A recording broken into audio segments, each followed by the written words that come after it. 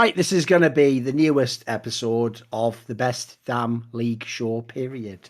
And by the way, it is, because spoiler, every now and then I torture myself and I'll just see if one of them goes live. I'll tune into some of those other shows. And there's times I just look at some of those shows, I'm like, what's even going on? Obviously, present company, notwithstanding, like I don't include face checking, that's generally pretty good.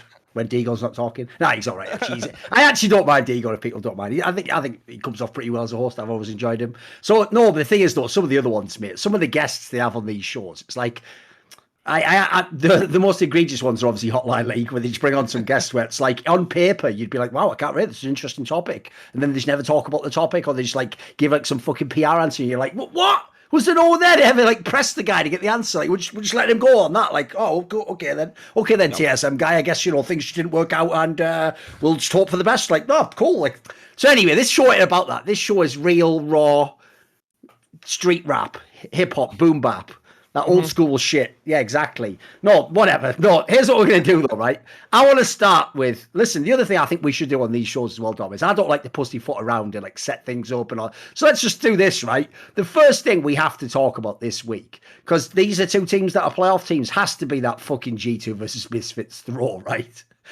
We have to start there, Dom. It's an LEC weekly review show. Like, this is one of the most egregious games you'll ever see. Like, I will say one piece of context that wasn't added, I noticed, when anyone was, because, people were trying to do the historical context of, like, what are the greatest comebacks of all time from, like, Gold Lead in Europe and so. I noticed one detail they didn't add was this, right? Right, not only is Vethio playing a super strong fucking assassin, but he has a Yuumi. Like, they didn't used to be Yuumi back in the day. Guess what? If we'd have had the Yuumi on some of the mega carries in like season 4 or whatever, we might have had some of these comebacks as well. Like, I will say, it was a mad game, but fucking hell. If of all the times we built up the Vethio storyline, like, it looked pretty fucking good. You see why we would say that now? He actually is just Neo in the Matrix, boys. He can just do anything. Yeah, I think that was exactly what Vethio needed to like guarantee MVP. Guarantees off that totally, absolutely. I don't think there's anyone else you can give it to. Like, which other player? Like, you don't even have to talk about who's the best player. Which you could also argue that Vethio is looking like potentially the best player in all of LEC. Absolutely. But if you have a strict MVP conversation, who's the most valuable to their team? Has to be Vethio. There's no one else who you remove from their team, and it's like, oh, you go from being a third place team to being a 7th or an 8th place team just off of one player change on your roster, provided you're not getting somebody who's like super mega to replace them. So I think that's really nice as well. But from circumstance, that is the biggest throw I've ever seen. I've never seen a team that ahead in terms of like, not gold, because people always talk about gold, but it's like, if you have a 23k gold lead at like 30 minutes into the game or 40 minutes into the game, that to me is not as big as a 13k gold lead at 17 minutes with 2 inhibs down, and you have like Baron spawning. Like, this game was literally as over as possible. But yeah, I mean, it's not only Yuumi, it's not only Akali, it's also Zeri being in the game. Like, this champion is extremely absurd if you give it room to work. And yeah, I mean, I think that's one that G2 players will probably remember forever.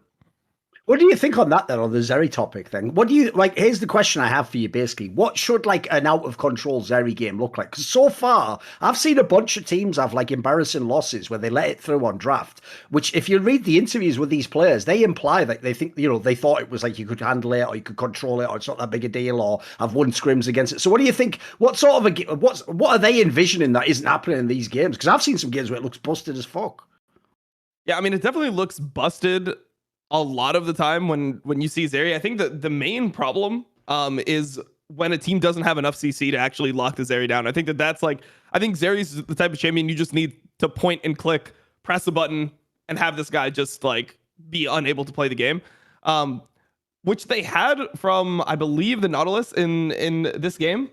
But actually, no, never mind. They had a Pike, which is like, yeah, that's not a Nautilus. So Nautilus was actually banned, and then they ended up going with a Pike. So I feel like there's just a lot of issues when you run into a team comp where you have like a Pike on your team, you have a Tryndamere on your team, you have all these champions that aren't able to just lock down the Zeri, and then Zeri is just enhanced by Yuumi. And the thing that pairs so well, the reason why Zeri and Yuumi is such a good combo, is that Zeri's ultimate requires you to keep on hitting them to like go to extend the fight, but the Yuumi speed up, the zoomies is actually just too fucking broken. Like, the E ability is too fucking broken for a Zeri, because you can space in a way where you can go so far back, but then still always be in the fight. Like, It's a perfect combo late game. And if you don't perma dive this lane, the champion just becomes out of control. So I think that mainly the issue we saw this game is just the draft of champions doesn't really allow them to make mistakes and come back from big deficits. And I mean, by the time they throw the second time on top inhib, I actually thought they lost. Like I thought that they were actually in a losing position, even though they're up 6K. Because when you start throwing like that, it's not really the gold that matters as much as the experience. Like when you throw 3 or 4 times, like there's a point in that game. You look at Targamas. Targamas is on the pike or whatever, and it's like, oh, this guy is legit 3 levels down on the Yuumi. Like that's actually the circumstance. Like he is down 3 fucking levels. Like he can't play the game. Like you can't play the game. A pike being 3 levels down on a Yuumi, how useless are you going to be in comparison? So the experience lead just becomes way too much. And yeah, I mean, there was really not a way for G2 to win past the second throw. So like at 21 minutes, I feel like the game's actually over. I don't think that there's a real way for G2 to come back outside of maybe some like outrageous splitting where like Trinimir's in the side lane, like he kills the Gwen or something, and the rest of the team is able to just like stop recalls and Trinimir ends the game. That's pretty much the only circumstance where I can see G2 winning that game once they start throwing. Because as much as like on the past episodes, like one of the reasons, especially at the beginning of the split, I thought the Vethio was like a mega standout, is because the rest of his team just looked so lackluster at certain points, or sometimes just in their role outright. Whereas like I actually do think as well, the good news if you're a Misfits fan is like, look, obviously that win, yeah, you're not supposed to win that game. Like that one's not really like the one you fucking plant your flag on. Like we are the Misfits. Like, but if you look overall, I feel like actually the last few weeks they actually are getting slightly better as a team, dude. Like even in that Vitality game, I even thought like that like gank they did on mid super early where they had like a 3-man fucking setup and like the Mercer came around and like the Thresh hook to catch. But they actually look like they've got like coordination. Like they look like the team definitely hasn't given up. They're only being carried by Vethio, you know. Yeah, I mean, I think they're not only being carried by Vethio, but to me, it's like you have Vethio and then you have Neon, and then everyone else, it just can be a huge liability. I think one of the issues is that teams are just going to start banning out Schlatten consistently. Like teams are just going to stop giving him Lee Sin because he's playing like the champion way too much. I mean, I don't know how many games it's been, but feels like it's got to be at least around like 7 so far. Like maybe half of his games are on Lee Sin. Something ridiculous like that. I'll look it up after this. But like Mercer obviously has some really weird games. It's more understandable for him as a rookie. I feel like Hirit is the big question mark for me because he's getting shit on quite a bit. Like very often this guy is just inting trades and he's suddenly just like getting solo killed left and right. You have these games where top lane is a massive gap that I don't think you're going to be able to come back from in playoffs. It doesn't look like they play around it much though, right? They definitely don't. They kind of rely on him to sort of survive, right? Sure. But I think that it's more that like he doesn't really know like when he needs help or like which situations are going to end up being poor. It feels like people just kind of play the lane against him and he'll just take like in trades and yeah, I mean suddenly his wave will be fucked. No one will be coming to help him. It doesn't look like he knows he's about to die the same way other players like know when aggression is going to come. So I think that's probably the most confusing part about Misfits right now. I think that top side or top lane specifically, I think is a pretty big liability. I think it's going to be really hard when people prepare for Misfits and they know like going into it, it's like, okay, get Neon off Jinx, get Schlatten off Lee Sin, like make sure they were not giving Vethio one of these mega counter picks. Like maybe we pick mid later in the draft and we ban out some mid laners 4 or 5 that would be really good into like these easy blindable mids that, you know, most of the mid laners that are going to be in playoffs you'd expect could play, like things like Orianna. I think it's going to be really difficult for Vethio to just 1v9 carry. Like here it will have to step up. He actually needs to be a threat in the top lane, which he really hasn't been. I mean, when I'm thinking about this whole split, he had that game where he kind of shit on Armut, but then like Armut stopped even being Armut. Now he's had a lot of dodgy games himself. Yeah. So then it's like, I don't really even know how to come down on here. Like, I don't think that he's in the same class as the rest of the top laners that are going to be going to playoffs. No, in the playoffs, I still haven't changed the position. I don't think, unfortunately, like I put it this way, with how all the teams that are playoff teams now are playing, dude, even with like XL, for example, like I don't think there's actually a team Misfits will beat in a best of X series, dude. I'm not hating even to say it. I think over a whole best of 5 series, like, it's going to have a hard time. Yeah, I mean, I think you think there's anyone out of the teams that are in the playoffs? Who would you give them a chance against? XL. I mean, XL is definitely the one that if they get into a good playoff match, which they could. I mean, right now, what they're third. Not impossible, yeah. If they're third, Vitality wins a couple games, XL ends up being sixth, something like that. Assuming that the playoff bracket is still like top two gets a bye, I could definitely see them beating XL. But outside of them, like, I mean, maybe they could beat Vitality. Like, Vitality doesn't look super convincing. I would just assume that Vitality like would be able to get their shit together. And also Vitality, I think the questionable thing for me here is that Vitality, I think, is 2-0 up on Misfits in the season series. It seems like Vitality actually plays pretty well into Misfits, which, I mean, there's normally just teams that just match up poorly into other teams. And I think just the way that Vetio plays, I don't think he's going to be able to just abuse perks. Like he doesn't really make perks useless in these games. Exactly. I mean, he had some good early laning, but I mean, as soon as perks started like playing the map with TF, I mean, it looked like, oh, it's just a TF. You can't really do anything to it. It's just unleashed. So I think that's a matchup that on paper is winnable, but when you start like looking at how the teams have interacted, it's not looked good for Misfits so far. On the other side, so the team that obviously did the throwing, G2, there's another team that, despite the fact that, like, you know, they've locked in the playoffs and that, like, it's still not that impressive a split thus far. Like, even if they win a couple of games on the way out, like, I am a bit underwhelmed by this G2, because the problem I have is this, Dom, is if it had just been that, like, fundamentally certain players had failed and the team wasn't that good, fair enough, I could take that, like, oh, that's breaking the team structure. But as far as I can tell, they've gotten almost everything they wanted out of the players who joined the team. It's just that the team itself just isn't that fire. You know what I mean? Like no one's really shit in the bed. Like, as I've said on most of the past episodes, as much as like I had no expectation for Flackid, he's actually pretty decent. It seems like he knows what he does within this team, at least. Like, he knows how to make the champions he picks works. He knows definitely within the game he's not trying to be some like fucking ego carry or something. So I think like the team structure works. Most of the players are still pretty good. I won't do the whole caps things. We've done that about 50 times now. We'll wait and see on that one. Obviously, that hasn't really changed. Spoiler. So yeah, it's true. We're still sort of waiting for caps to properly arrive and like turn the engine on, as it were. But the rest of the team's fine. It's just like I say, it's just not that great a team, Dom. Like, I don't really know what people hope for at this point. It's not that great. I will call out the Silas play that ended the game versus BDS. I mean, it was BDS, right? Like, it's not. Oh, that looked good. I'll say, Dom, because I saw people commenting where they were like, "Oh my god, this is like when Caps was versus Gen G." I was like, "Yeah, well, you see the problem there, don't you? Because it's Gen G as opposed to BDS. Like, does anyone see why? Listen, I don't want to be one of those Redditors, Dom, who's like, but he was already up 4 kills, and you know the guy had used his ult. Like, I'm not being that guy, but like, you can see how Gen G isn't really BDS, is it? Like.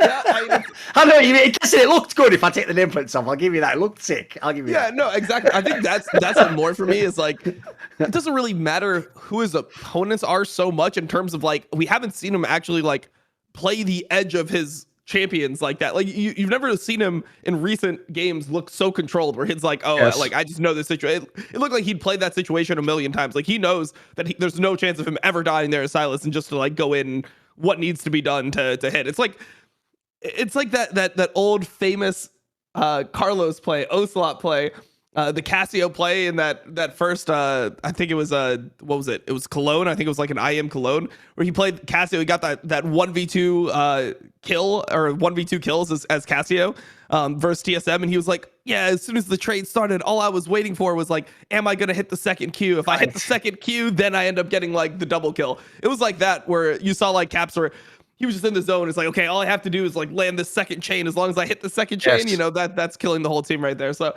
I will give him credit for that. That was that did have nice. Like yeah. It gave you a little bit of like, oh, okay, that's the guy I remember. That's the guy that I wanted to see in there. But I mean, I think the biggest issue with G2 is like their throw versus Misfits is kind of like a microcosm of their entire season. Like they don't feel in control when they're ahead. They don't feel like they are going to just choke you out the same way that real top teams do. Like, that's the thing that I like about Fnatic. Fnatic has had a bunch of dodgy games. I mean, they lost to Astralis as well. And I mean, they just don't look like super polished. But when Fnatic plays a good game, like when they have a game where they're in control, I'm thinking about like the first game this week where Razor was playing Diana. Oh. He played really well that game. Yes. They just look like they know how to win the game. Like, it's like, oh no, everything's already done. Like, we're just ahead. It's done. It doesn't feel like that with G2. Think about the first Misfits game. They almost had the Elder throw again this season, the first time that they played Misfits. So G2 to me is a team that I can't be super confident in because I don't actually believe that they know how to leverage leads efficiently. It feels like a lot of the times they need really big leads to be able to win, whereas like other teams I think can win from much more like neutral positions in the game, just by playing the map better. So I think my biggest issue with G2 is not really like a player thing. I think all the players are really good.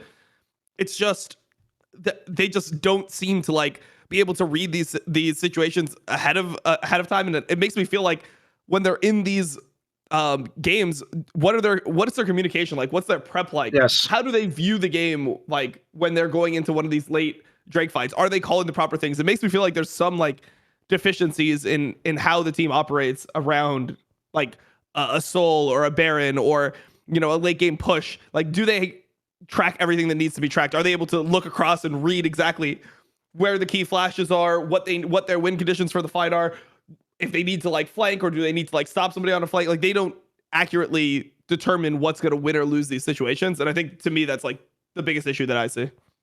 Yeah, I would actually say, because as I said, to me, I don't really think anyone, like, based on expectations relative to their role, I don't think anyone in G2 is actually playing badly. Like, they mostly look like they're pretty good, minus the caps one I said, which is mainly about name value and past seasons. So I have to say, the same sort of sentiment comes from me, which is the first thing I think of when I look at this team is, like, I really wonder what the shot calling setup in this team is. Like, it does look like it's pretty suspect. Like, to me, it looks like it's just very simplistic. Because when you look at their coach, who I notice never gets brought up in these discussions, so they brought in Dylan Falco, right? Who's a guy where I've said, if you look at him, basically, the problem with his career is simple. It goes like this. The narrative part of his career got fucked when Youngbuck joined, because Youngbuck joined in a way where even though Youngbuck joined as sort of like, if you remember, it's like head of esports or something, and technically Dylan Court was still like the head coach or whatever. But because the first year that Dylan Falco was there was the first year of caps, and that was when it wasn't really that fucking super duper sick or whatever, it makes people in their brain think, right, it was Dylan Falco was also like part of why Fnatic like wasn't quite the best, and then Youngbuck came in because obviously he won all the times in G2. And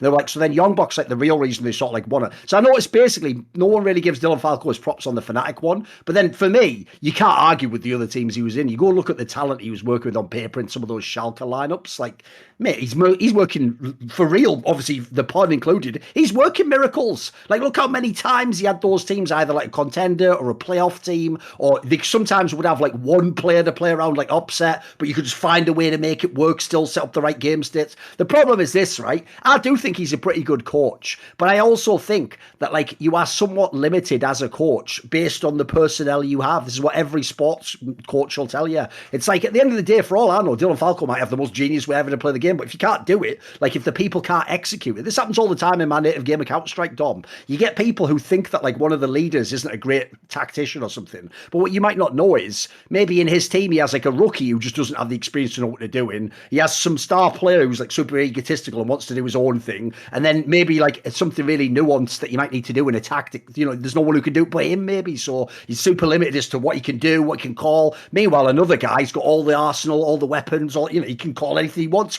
He can make you look like he's a mastermind. So that's one thing I do worry about in this team is like I don't really know sort of who the captain of this team is. Like, who's the head of the snake? Like, I don't think there is one, dude. And I have to say, this has always been a point of contention for me over the years. Obviously, yeah, it's not like we're talking about like a dictator. We're not having one player who only is the one who speaks and talks. But if you notice these teams where it's sort of like, oh, we all sort of pitch in and we got a little like committee, it's like they're never that good. It's almost never those teams are the best. There's a reason why you have players, the Core JJs of the world, the Perks of the world, that they just, every team, it's like they automatically end up being the captain. It's like you'd be an idiot not to make these guys the captain. So I think that's what they're lacking, dude. Like, I'd say I've said on the past ones, for me, the problem with this team is that they're a good team, but they just don't have any killer instinct. I don't really know why they would like win LEC, I can't even pick a player who could overperform at this point. Like, I still don't think they'd win.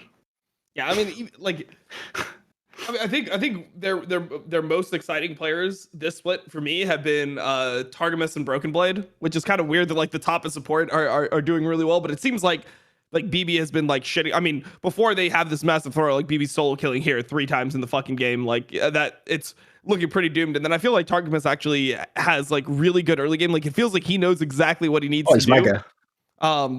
To get his team ahead, whatever it is. I think the problem is that like they don't have so when you listen to old G2 voice comms, right? It was always that Jankos like knew how to play the situation, and then you'd have like Perks be like the voice of reason. It'd be almost like the out of game shit where he would just be like, guys, like really, like this is the only way we can lose the game. Just don't go for this, and like just go for like he would recenter the team on like what the team needed to do to win, which I think is really important. I don't think that they like have that guy who's going to step up and, you know, like lead them to the actual victory when they're there, outside of like the, okay, like this guy is no flash. All right, I think we can probably like walk in here. Like instead of that, like you need somebody who's going to be like, okay, like look, fuck whatever they're doing. This is what we need to do right now. We're going to win the game. Like I think they need somebody to like refocus them. And I don't know who would be that on this team, because it feels like Targamas probably has a decent amount of the like early game shot calling in his like, you know, control. Yeah. But then when you go into the mid to late game, who's going to be that guy that's going to like complement him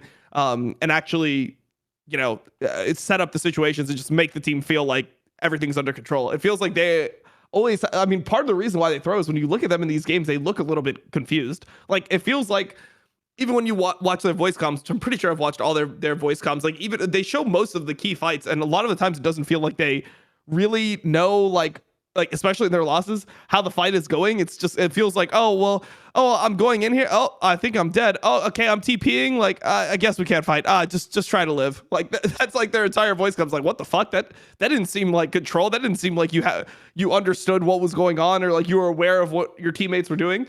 So I mean, I don't really know how to change this necessarily. Like in the immediate future, I think it's something that's really hard to fix.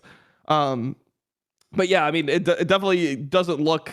You don't have the faith in G2 when they have a lead that you have in Fnatic. Oh, no right way. Now.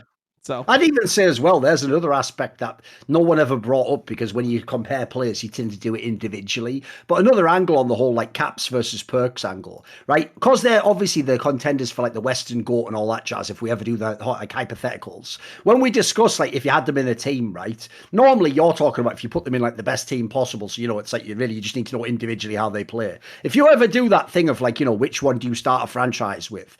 Tell you what, boys, that discussion got real interesting this last year or so, because suddenly it became like you don't just look at Caps' outplayers and go, I'd start with Caps definitely. Like, mate, Perks' like ability to sort of set up a team structure and lead the team, that's looking more and more valuable as every year goes by. Because I've always thought that actually about Caps. It's something, by the way, a spoiler, that every star player, in my opinion, every like true, real like guy who transcends his team, like the face of the team, superstar player, those players, there should almost be like a class where if you're one of those players, if you can only do it as in you can be like the best AD carry on your team, but all you do is you're just an AD carry. If you have no leadership qualities, I don't actually know if you should be considered like the best of the star players, because I've noticed the best star players in the carry roles, sort of the second they get a lead, it's like they become a mini shot caller instantly anyway, Dom, because they start knowing like, right, I know what I need to do now with my lead and my weapons to end the game. So essentially their comms just become like, how do I interface that with the team? Whereas I've actually noticed like people like Caps, I get the vibe like Caps is the guy where like I'm sure in his brain he knows what he's doing, but I don't know if he comes off that shit, mate. I've always got the vibe he just sort of just does whatever, and then people go, oh cool, he did like a play, and they tried to follow up or whatever. I never got the vibe he was like some super com player in that sense. Yeah, I haven't got that vibe either. I mean, I think a comparison point would be like Humanoid in the last year. It seemed like Humanoid was significant. Like now when you hear Mad Lions players talk, it's like, dude, this guy like ran our fucking mid game. Like, yeah. I mean, we started out with like, oh yeah, you know, Kaiser and Oyoya had like most of the shot calling responsibility, and you know, Humanoid was in there too. Like it was like they were all sharing it kind of in people's minds. And now you look at Mad Lions without Humanoid. What the fuck? Like, was he literally telling you everything? I mean, I don't think it was this severe. I know. Like, it looks like it though. I agree. Yeah, it's tough, man. Like they're making some. It seems like he was the guy that would be like, hey, you guys are inting right now. Like, stop doing this. Like that's actually really important. The guy that can call off plays, like as important as it is, it's to be able to find opportunities and like know where you can potentially pressure. Having the guy that can like pick out the couple times where that's actually super int and rate it in, sure, is so important to a team. It's harder to do because it's like making a call is not as hard as calling off somebody else's call, because there's that whole dynamic where it's like you don't know what they're seeing, and like you have to reevaluate the situation for themselves, and then also like there's just the like trust that you're gonna have for your teammates inherently and all that stuff. It seems like Humanoid was actually pretty good about like being like, hey, this is what we need to do to set up the map. This is how we're gonna actually turn this lead into a victory. So I feel like that's something that we haven't seen really from Caps in season 8. He was kind of just like last time that he was by himself when he was without Perks, he was just kind of like so good mechanically. Like he was just shitting on people so hard. that it was, and like the rest of his team was also like, it's not like he was playing with bums, right? He was playing with he's playing with mega players. Yeah, he was playing with. I think that was his whole team was like all LEC at that point, wasn't it? You know, one of those teams. Yeah. I mean, like, what the worst player on his team was probably Broxer, right? Like that's playing his best season ever. Yeah, playing his best season ever. Exactly. That was the worst player. So it didn't seem like it was like you really needed to drag the team over the finish line in terms of telling the team how he needed to win the game. Like, what do you guys need to do to let me fucking carry the fucking game? That's really tough. So, I mean, I don't know. I think it's really hard to see Caps in these last 2 seasons and not feel like there's some deficiencies there as a player. It can't just be that he got that much worse from 2019, 2020 to 2021, 2022. Like, to me, I don't feel like his skill individually is that much worse. I think it's everything else. I think it's just other parts of the game being like highlighted that he probably didn't have to control. And when you're on all these super good teams, like you're on Season 8 Fnatic, Season 9 G2, Season 10 G2, when you're on all these teams, it's really, really fucking difficult to develop these things because other players just have these qualities. You know, you're playing with people that are already going to cover those things. And I mean, it's like you might not appreciate them as much or feel like it's that crucial for you to learn because it's probably not worth it at the time if you're in Season 10 G2 or Season 9 G2 to be like, actually, I need to try to develop like, you know, these like leadership qualities in the late game. If you have the guy right there that's doing it, it's like you probably just keep on doing what you're doing, excel at that, and then, you know, just let the other people on your team do what they excel at as well. So I think it's a really difficult thing to do as a player is like, be improving at areas that you don't actually need to improve at the current moment to win so that you can be a better player in the future. Yeah, 2 things there. One, on the last thing you said there, it's also one of the reasons, in my opinion, why sometimes in a player's career, the best thing for them is to lose someone like that, so they're forced to actually grow into that role. Like, put it this way, guys, spoiler, you think if, like, Mithy just signed that contract and stayed in G2 with Perks, that Perks ever becomes this player? Probably not, you know. I'm sure there's certain areas where once Mithy left, he realised, like, fuck, that's what that guy used to do, or this is a space where he was the voice I listened to, or whatever, you know, and then if you're the guy where you have the skill set, maybe you move, you expand out, you take up the space that's lost. So I think that's definitely important. In this team, though, I have to say, I don't know who it would be, but I have one other angle to say as well. This is sort of an abstract point, but you'll know this because you watch these shows. Anyone who's watched any of those American LCS documentaries, like the reality shows behind the teams that go week to week to week, so the classic ones, obviously TSM Legends, right? If you ever watch those shows, I've always thought a really flawed part of the show is there's a premise, a conceit built within those shows, which is because you're following the team, the assumption is that the way that the team like practices, plays, and then reviews is actually like the optimal way. And so you're following like them learning lessons and stuff. I've always thought, Dom, the most flawed concept in League of Legends in the West is when we do the VOD review. Because if you've ever watched one of those shows, so classically, if you've ever watched TSM Legends, all that happens the whole time is this, and back me up anyone who's seen these fucking shorts. Right, we're talking about classic seasons, right? So you'd have Doublelift and Bjergsen there. By the way, 2 of the best players ever to play in the region. And all they would do in these fucking reviews, Dom, is after the fact, just sort of like rush to tell the coach, yeah, I know I did that wrong. Like, I shouldn't have done that in that way. Like, oh, yeah, obviously we should have just backed and then, you know, based on, and they just say it, right, in almost like a way as if like, right, we'll solve the problem. Like, you know, I would never do that again. Like, yeah, like I get, like, so almost like I agree, like I misplayed that, but like, I know I did wrong now. I've always thought that's so weird to me because the problem in that scenario is, it's a lot easier, obviously, to diagnose what went wrong when you know you lost the game. You've just finished playing the game, for fuck's sake, and you're not under any pressure. You're in a state where you could take as long as you want to explain yourself. You could think as long as you want. You can pause the game. Like, the problem is, you're right. In that scenario, you absolutely, loads of pros, by the way, will know like a very simple mistake. Like, yeah, I shouldn't have gone for that, or I wouldn't have lived there. But the point is, in the game, it's not going to be like that. Like, that isn't actually practice. Like, analysing afterwards what the mistake was is about all you can do there realistically. To actually change it, you're gonna have to practice in a different way. You're gonna have to implement it. I've always thought that angle was a bit whack, dude, because it just ends up with scenarios like this where in every VOD session you're thinking as the coach, like, oh, they get it. They get, you know, he knows what he did wrong there. He knows he wouldn't do it. But I feel like pros just go back in the game and just repeat the same mistakes again and again because you can't be in the game with them. Yeah, definitely. And I think one of the things that I instantly think about when you bring this up is how in TSM Legends, one of the ways that they try to figure out what, like how to correct mistakes is they ask players what they're thinking at this point. Yes. Which I think, which I think is a huge flaw. It's so I'm a huge fan of Malcolm Gladwell. I've read a lot of his books. And in his book Blink, one of the concepts that he actually goes over is that under pressure, people don't actually know what they're thinking. Like when you ask them what they thought in that moment, a lot of the times they're just going to be re-diagnosing, like, oh, they're seeing the problem again. They're just trying to think back. Oh, what was I thinking? And then they're trying to be like, what was the most logical thing to actually think in that situation, rather than actually remembering what they were thinking at that point. There's like a bunch of studies that he goes into as to like how this was the case. One of them was a little bit interesting. I'm not going to go through the whole study, not waste everyone's time. But essentially, the main part of this study is that there was a way he was giving somebody, or he's giving a group of people a test, and there was like multiple different ways that you could connect two different balls to each other. And there was like, oh, you could like connect them by like folding like them, or like attaching them in different ways. And essentially, the main thing that they were testing was the last way was actually the first three ways to connect the balls were like super obvious. Everyone got them. The fourth way was to actually use it like a pendulum, and swing one to attach to the other. And when he did the study, he waited for 15 minutes. No one was able to get it.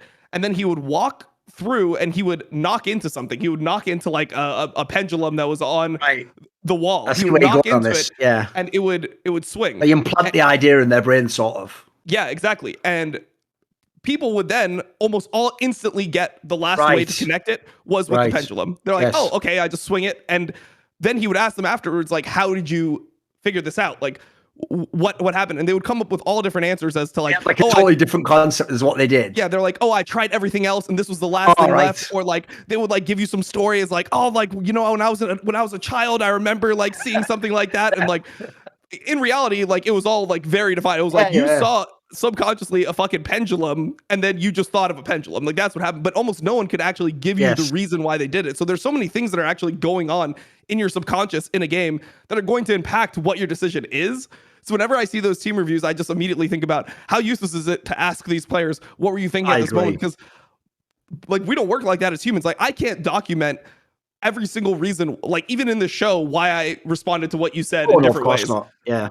I try to figure it out. You could ask me, oh, why did you make this point about Caps? I'll be like, oh, well, I was reading Leaguepedia and, you know, I was looking at the pick bands and I just noticed that he had like this. I could give you something that makes sense, but it's really just me trying to figure out what's the most logical explanation given the facts, rather than me accurately recalling in my memory exactly what it was that, you know, triggered my response. So I feel like that's the biggest issue I always see with TSM Legends. It's like, oh man, like you're trying to like change these, you're trying to correct something where the players don't even know what they actually thought. Like you have no idea what the players thought. They don't know what they thought. And you're trying to like fix a problem that might not even exist. So that's automatically what I think about when I'm watching those shows.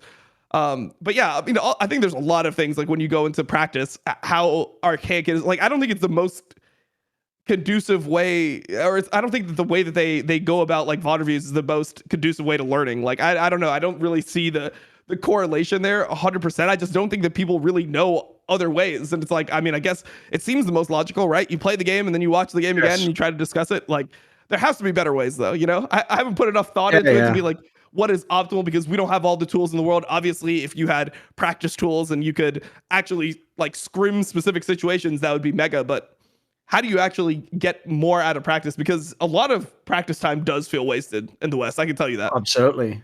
I mean, I've always thought like that's essentially what I'm addressing as well. As part of the problem is sometimes when you do this post-game VOD review, all you're diagnosing is a very specific scenario, like I said, that you just experienced. But that exact scenario, that exact way isn't going to replicate, is it? So, like, I would have to say, like, one of the areas I've always thought, it's one of the reasons if people don't know why, I'm sure to fans, they think I like mega overrate Youngbuck, for example. But the reason why they think I mega overrate him is all because of Season 9. Because when I actually knew behind the scenes some of the stories of how insane like the collapse within Fnatic was, where they didn't have Caps and they had the Nemesis lineup, etc. Like, if you knew some of the problems they had, like the idea that this guy came in and remember they were like 2-7. You remember they began the year, they were like in the worst possible scenario. Like the band-aids this guy applied to that team, you could just immediately see that like they had like a very simplistic idea of how to play the game suddenly, and in the game they had all these amazing comps that would just work and they were winning early game. I'm sure, like, if I had to imagine, he probably cynically told them like at certain points of the game we have to just always be ahead ahead now. We have to have a confidence aggressive. Like, whatever he did, it just worked. Like, you could just see in the game, the players responded. They go from being no comms whatsoever, look like they have no ability to win a game, to like, they actually have like sort of a blueprint of how to play. So I have to say, anytime I ever notice that in the game, that's when I sort of like can infer the coach did something. Like they have sort of an idea of how to put their players on the right track, as it were. Yeah, definitely. I think I've always been like just secretly kind of a Young Buck hater, because I just hated the narrative from like season 8 so much, when like, I mean, he obviously left G2, goes to Fnatic. Fnatic wins 2 titles. Right, yeah, okay. The fan one, of course. Yeah, yes. that one triggered me so fucking hard. And people were like, yeah, I mean, I guess it was just all the coach. I guess Perks, like Mithy, like all these motherfuckers were worthless, because that's when Sven and Mithy were struggling at TSM. It's like, look at everyone without Young Buck, and then look at them like with Young Buck. Young Buck is the reason why they had any success in the first place. Without Young Buck, I don't know, maybe a 4th place team. It was so insane that I've always just been like, man, he deserves these XL days, man. He deserves these XL days, because fan sentiment was just so crazy at that point. So. Oh, that's why, in a weird way, this will sound fucked up, but I'll say, 'cause it's funny. Could be the name of my biography. Bro, that's one of the reasons, no joke. This will sound so fucked up, but I'm actually glad that Adam stupidly implicated himself in all the upset drama and misplayed his hand every time, Dom, and came out looking like the asshole. Because now it makes it seem like everyone's on my side and everyone's just loving him being shit in BDS. But before that, it would just look like I am just an old boomer hating on a young man's success because I don't think he's that good. Like, he gave me like a legit reason to hate him, Dom. I'm like, no, but the thing you said about upset was fucked up. Like, but otherwise, I'd have nothing. I'd just be like, I'm just hating on this guy for no reason. Just don't ever let anyone come up, I guess. I mean, it is very annoying when you're like doing like all these shows, and I mean, we did the episode with Peter Gunn where like the egregious thing I said on that show that was like a moment in the fucking community was when I said that I thought he was like the 6th best top laner. It's like, what? He just beat Wonder, you piece of shit. Like, did you not watch him just solo kill Wonder? I'm like, yes, he solo killed Wonder, but like, there's other facets to the game. It was just too hard. So, you know, like when you just get in one of these uproars of the community, you start wanting like to just be proven right. Like, it's just human instinct. Like, it just is what it is. It is fucked up though a little bit, you know. Like I'm having a little bit too much fun watching BDS, and also like I'm friends with Grabs, you know. So like I talk to Grabs, I'm like, oh man, I don't know. Like, man, it sucks that you're losing. I kind of wanted your team to lose. If people don't know, there's the part people don't know about the esports industry. It's why it's really hard to have actual friends, because at the same time, your friends are all competing and like it's their whole careers on the line. So as you say, if you're even going to message them, you have to just sort of message them something awkward, like, well, you know, early game draft looked good. Like, what can you even say? A week went 0-2 or something like you're just scrambling for something like that. Well, better luck next week or whatever. Like, give me a break. It'll be better in playoffs. Some cope. It's all just cope. That's the problem, guys. Yeah, no, it's super copium. I'm literally just like hitting up Grabs. Like, I mean, look, like there was a lot of winnable games this split. Like when you get to summer, you never know what can happen. Just random like fucking idioms that my parents used to tell me, like some random Dutch idioms, like, oh well, you never know how a cow catches a rabbit. It's like, what the fuck does that even mean? I mean, I guess it kind of applies here. Just throw that to them. So yeah, I mean that's where we're at with that. Since we talked about Young Buck, let's do the XL talk. Because what's mad is XL is actually like a soap opera bit. Every week it's like, who are these guys? Like one game they always look good, and then there's the other game they always look dreadful. It's like, I was watching this, and there's actually a bunch of topics we have on this one. So here's one I have that's an obvious one, Dom. Now that we're actually going to the playoffs, and having seen all these games of Marcoon, dude, there's going to be a team. I don't know which one it's going to be. Someone is going to fuck this guy's fucking champion pool in a playoff series. Like, because he's just too, he's like, there's certain champions he's really good on, and then the rest he just drops, like, he's so much worse on. So, like, I feel like I've noticed teams a couple of times have caught him, like, on the fringe of his pool, but, like, I don't know. You see, if I look at all the junglers out there that are going to be in the playoffs, I feel like he's going to be one of the ones that's going to be way more streaky, mate. Yeah. What have you thought of him overall? So I think he's been playing really well. Like for somebody who's like still in their rookie season, their first 2 splits in LEC, I think he's actually doing really well. I mean, it's been impressive to me. Because he's also not in a situation where like his lanes are fucking insane. I mean, he's got Finn and Nuke Duck, and he's not making many mistakes at all. There's some champions I want to see him go to. Because like I just remember last split he played a lot of Volibear. That's back into the meta. I think that's something that he could go to. But we did see a game where he actually got pinched pretty hard. I've just looked it up. Of his 8 wins, 7 come on Xin Zhao and Lee Sin. Holy shit, 2 champions, and Xin Zhao's 7 of half his games in the whole LEC. Holy shit. Yeah, it's a lot of Xin Zhao, it's a lot of Lee Sin. But to be honest, I'd rather have this than like the people that can't play Xin Zhao. You know, like when you look Fair at enough. Yeah. SK, like it doesn't feel like Xin Zhao is an OP champion for them. I don't know if we've seen one Xin Zhao win for Gilius this entire split. Like it feels like this guy is like, give him Hecarim or we're probably gonna lose. So I don't really hate that too much. We'll have to see what playoffs is played on because there's Xin Zhao nerfs that just came in to 12.5 today. Right. So we'll see how much that's hit. But yeah, there was one game this week where he got pinched really hard. I think they banned out pretty much everything. They forced him on Lee Sin, and they had one of these like horrible drafts. It was the Rogue versus XL game where they end up playing like this Lee Sin, Tom Kench, Corky, Gwen comp. I remember it. Yeah, where it's like you've got the Hail of Blades, Tom Kench. I mean, it's like like normally when you play Lee Sin, you want other things that can actually like go in with Lee Sin or set up Lee Sin. But in this game, he actually can't play. And this was one where they just pinched his champion pool really hard. Just banned out pretty much everything he played. Banned out Jarvan, Xin Zhao. Yeah, like Hecarim was banned. He really had nothing else to play besides for his Lee Sin here. So I think that if he adds like one or two, it's not an issue. If there's two, like a couple champions he can add to this pool, I don't think that there's many issues. I think the problem is if like these aren't successful, like they scrim with it and it's just clearly not working, how are they going to function? Also, it seems like he kind of needs to be on a bruiser every game.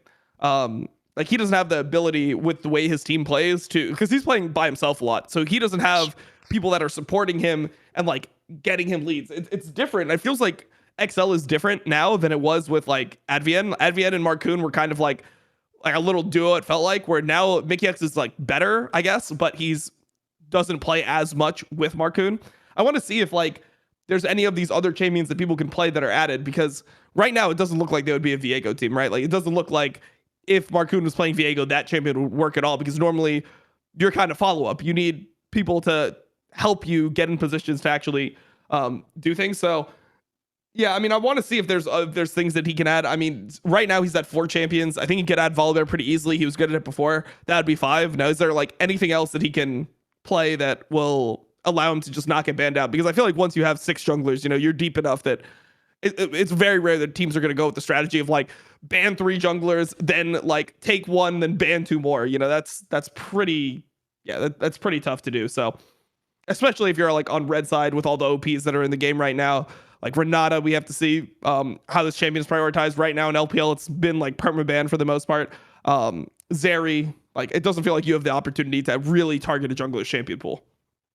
The thing I have as a problem with for XL though, beyond if he can get like banned out of his champion pool, is it's got to be fucking Finn in the top lane. Because here's the problem, Dom. I actually purposely picked to have this discussion this week, right? When he had this great game on Kled, where he had his signature game where he popped off and he was looking really great. Because here's the problem, right? One, is Kled just isn't enough of a like draft threat though. It's not like the fucking Wukong from Armut where he was getting away with picking it a million times and eventually you're like, oh fuck, he actually might win if we let this through. Do we sometimes ban it? Like the guy doesn't play it enough. And then like that champion is never going to be a super strong meta champion consistently. It's just not going to be in the game enough, Kled. It's such a fucking unique pick. So even though he looks mega on that one champion, mate, you take him off that. He's like the original Adam to me, dude, because I never really got the hype around Finn anyway, beyond like, he plays Kled, which is cool in its own way, you know, I guess. But like beyond that, I've always thought he was like mad overrated, mate. Like I don't hate on him, but he just looks like such a fragile top laner. Because my problem is this, especially the last few years, like you've got to be able to like sort of take the punishment if you play top lane. But for me, Finn was a guy where it's like in theory he's supposed to just be the carry, he's supposed to have a team built around him, and this team can't be built around him. Like in theory he's supposed to be the weakest one. Like surely in this meta he has to be weak side most of the time. Yeah, he needs to be weak side most of the time. Also, like Kled is just a very fragile champion, and he's just not consistent enough as a player. I mean, the way he plays is literally just how Kled works. Like that is how Finn plays. He's tries to be aggressive. Sometimes it goes terribly. Sometimes it goes well, but it's never consistent. And I think that's the biggest issue. Like, sure, if teams start 1-2ing Aatrox, like R1, R2 Aatrox, sure, Kled is the guy you want to be playing against that. But how many teams are actually going to be doing that? And also, like when you think about the players that he's going to be interacting with, Odo, Wonder, like Broken Blade, like who's it going to be better than? Like I think those right now are probably the 3 best top laners in the entire league. Like, and then Alfari, who's obviously fucking beast in lane, but like I would say the other guys have been more consistent over the course of the split. That's 4 right there. Hear it, maybe you're better than Hear it. we'll have to see. Like On that one, probably, they're yeah. both kind of flippy. But that's your top laners in playoffs. Like, you don't actually have any of the bad top laners in playoffs that you can just abuse. I just What don't about think it's this, going to be good though? for him. Because I actually think if you look at the timing of it, maybe the patch things will change this. I don't know. I'll ask you. If you look at the moment how the game's played, though, Dom, actually, the other thing for XL that's looking decent is if you have to play the game through your fucking ADC, and that has to be such an important lane right now, they've got some pretty good players in that bot lane. Like Patrick, if anything, on the Jinx, he's had some pretty good games. He's looking like he's coming into his own. He's getting looking strong. My question for you is this, right? Most of the Mickey X players that's won him these like player of the games are basically like one big engage or a fight that he does something. How do you think the actual 2v2 for XL's doing, and what does that sort of project forward to the playoffs? So on paper, they look like they have a pretty good 2v2.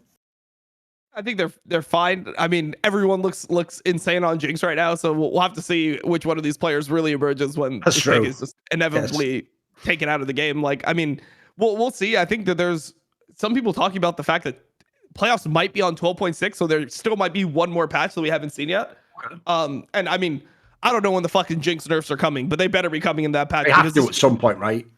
I mean, it's like 30% pick rate as an AD carry with a 52% win rate. Like, what I don't understand is how the rules that they have apply to like champions really quickly most of the time, but then there's other champions that will be in the category where their play rate is super high, their win rate super high. Even in competitive, the win rate on Jinx is super high. Like, that should be the definition of a broken champion, right? With that sample size and that pick rate you're talking about and the win rate. Yeah, I'm going to check again right now, but I checked earlier today, and I believe in major regions, Jinx is like 58% win rate in competitive. Believe it. 58% win rate is fucking absurd, by the way. Like, most champions should be hovering around like 51, 52 if it's a good pick. Sure. I mean, right now in all of competitive, including like ERLs and everything, it's 55% win rate. If I just sort by top and I refresh, just wait a second, the games of Legends. Yeah, 58.4% win rate in major regions right now, sorted on games like that. Is the question then, Dom? Is it because of the nature of ADC champions? Like, it's not like it's a champ with 17 dashes and an ult. Is it because it just doesn't look as like outrageous on with the eye test to a pleb? I have no idea. I actually have zero idea how this champion can escape nerfs for this long, because to me it looks so like you look at the other 80 carries. What other 80 carry pops off? There's nothing. Jinx this is in nothing, isolation. Mate. Yeah. Like, Jinx this pops is like up. old, dude, this reminds me of like the old Kai'Sa where it just took over every game it was fucking in, you know. Yeah, no, I mean it's literally years ago, obviously we talk about it. It's literally this level of broken where I just can't see how it's avoiding it. It's like when you watch a Zeri pop off when it has like a Yuumi on top of it, but Jinx does that without the Yuumi. Like, it's just like Jinx is doing both of those jobs at the same time. So we'll see how it goes. I mean, I think that there's going to be some interesting picks coming in, hopefully. Like, we're starting to see, at least on 12.4 in LPL, we're seeing like a little bit of Kai'Sa, these types of champions. I feel like Patrick has always been like favoring more of like the Jinx style. I feel like he's better at like positioning without dashes than some other 80 carries, but we'll have to see what patch they're playing on. I just feel like at the end of the day, like all these guys are going to be, I mean, Jinx is just going to be the highest priority pick in like the entire fucking game if nothing happens and you have these 80 carries like Neon and Patrick going into playoffs fighting each other.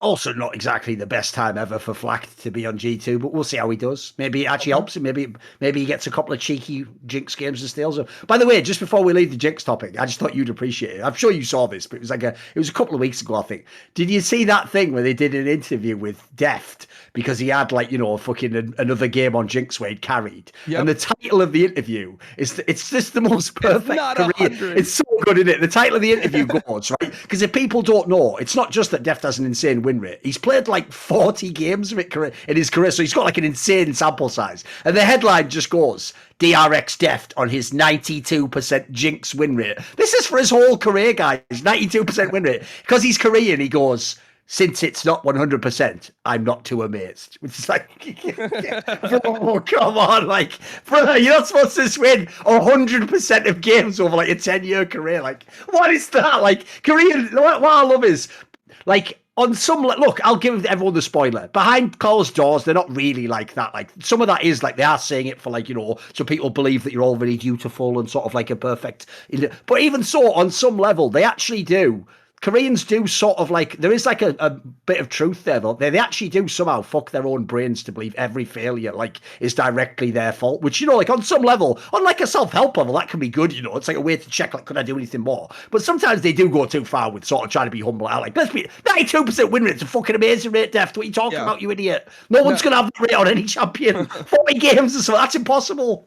Yeah, especially like in the most historic league in the world. Exactly. And he played in like LPL in season 5. Like, exactly. I mean, it's crazy. Number one, but yeah, I mean, I think the thing that always like triggers me is like they'll be practicing 18 hours a day, and then they're like, well, I guess I just wasn't working hard enough. It's like, no, exactly. not that. Like, exactly. There's other things that you're doing. Like I don't think we should start with like the work was just not enough. Like in this equation, like. At some point, you actually need to like sleep and eat food, right? Like you can't just survive on only League of Legends for 10 years in a row. So I don't know. Right, here's the problem though, Dom, is let's do some of the top teams. So you mentioned Fnatic earlier, and I agree, like, here's the thing. Here's how my evolution of Fnatic has changed. Now I sort of get why they get into so many messy shit games. Like, it's true, definitely there are still some synergy issues with some of the players. You mentioned like Razork. Razork's only just started to have good games the last few weeks, but he has like a couple that are looking really good every now and then. But I'd have to say, the reason why I sort of get why their team isn't panicked at all, and why they've still managed to get a fabulous split rate like finish at the end anyway, and they weren't in danger, it turns out, it's because it's like the moment in the game they actually start winning and people start getting kills and fights start going their way, like it's just over at that point already, dude. Like the players really are just too good. Like some of these team fights, I can tell, like they don't even start the team fight right. But it's like when you have players that good, as long as you're not all super behind, like it's just like the joke is that they almost just can't lose some of these fights. I feel like it's ridiculous. Yeah.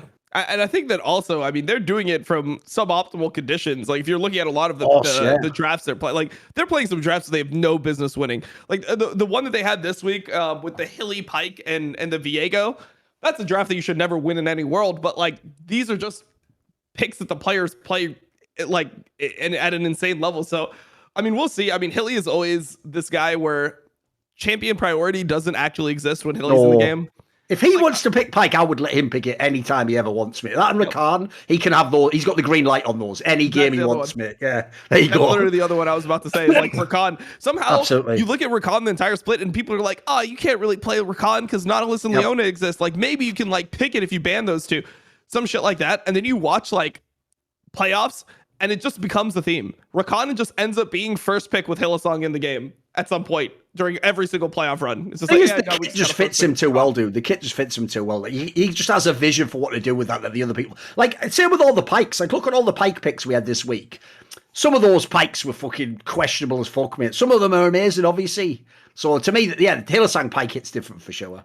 Yeah, I think the Hillsong Pike, the main thing is just the way he plays team fights is just so intelligent. It's like, what the fuck? Like, because Pike is normally just this champion that's kind of like in the back. It's like, oh, can he get a reset? If he gets a reset, he can do a lot. But it's like somehow Hilly is engaging fights with Pike. And then when you watch like other people do it, they just look like idiots. Like, remember Kaiser's Pike this week? Holy fuck. Absolutely. It just was like, please never play this again. Like, that, no matter what happens, do not pick this ever again. Just like, please play some Leona. That's how you feel. So I think that just shows how good of a player Hilly is that he ends up having a different meta and a different like tier list than everything else. And it's not because he can't play Nautilus and Leona. It's because he's so good on specific champions, the two that we mentioned, Pike and Rakan. And I mean, even like his Zillion looked pretty scary earlier in the split. You just end up in a situation where you're like, what the fuck do we actually do here? Like, man, we probably just have to respect his picks. Like the Hilly meta is just, he makes his own fucking meta. Oh, for sure. Yeah. I've always thought that was like an edge that his teams had that the others didn't. I think you've even seen it when you go to the Worlds, etc. with Fnatic. It doesn't matter what players they take in what scenario, minus the last one where they didn't get the real team. Like, they always overperform if you look at Fnatic when they go to Worlds. You always think like, they're borderline whoever get a game off this Asian team. They always manage to get it. I think people like Hillsong, who essentially are completely unique players, you can't really prep for them. They get everyone else plays the other way. Like, these players are just one. If you get a player like that, you keep hold of it, mate. Like, that's a super unique player you can keep. That edge will last for many, many years. Like, if what's funny is this, right? If you want to go tag it into something we were discussing earlier, once upon a time, people did used to have that discussion about Hillsang, remember? They used to say, like, well, why don't you just ban his champions out? All he really does is play, like, Pike, Ricard, and Thresh or whatever, you know? Well, the joke is now, like, first of all, you can't ban all those three. Like, you can't just open the draft, like, right, first bans, Pike, Ricard, and Thresh. Like, what meta is that ever going to be your three bans? So first of all, you can't ban him out. And then secondly, like, the joke is he's still fine on the other stuff. It's not like he just goes to nothing. He's still a really good player. I mean, I will say, I would definitely get him a not as often as possible, just what I've seen in his career. But even then, he's going to win some games on it, isn't he? He's not a total idiot. Yeah, I mean, just a unique guy. It's not even like his Nautilus will be bad. It's just like if you start winning, he'll probably just die more times than the average Nautilus. Yes. Like that's really what you're looking for there. So yeah, I mean, I don't know, man. This compared to beginning of the split though, it does seem like Fnatic, even macro wise, seem better now, dude. Like this, like their understanding of like which dragons to go for, which to leave. It seems like they're getting the groove on now, right? Yeah, they're definitely getting their groove on for sure. And when I watch Fnatic, I think that the thing that the person that I have the most respect for right now is I think Wonder. I think Wonder actually, he did exactly what this team needed. They needed somebody who's just gonna be like stable topside, like I will weak side every fucking game for you guys and like allow you guys to, you know, grow as a team. Like having the person that's going to be stable actually is super important in these teams. I feel like most of the reason why I see a lot of these super teams fail is because everyone like tries to do too much. I mean, when I was looking at Vitality, I feel like one of the problems they have is it took them so long into the split to actually have any identity at all. I still don't even know really what their identity is. All I know is like they're not letting Carzzy try to carry anymore. That is not their identity.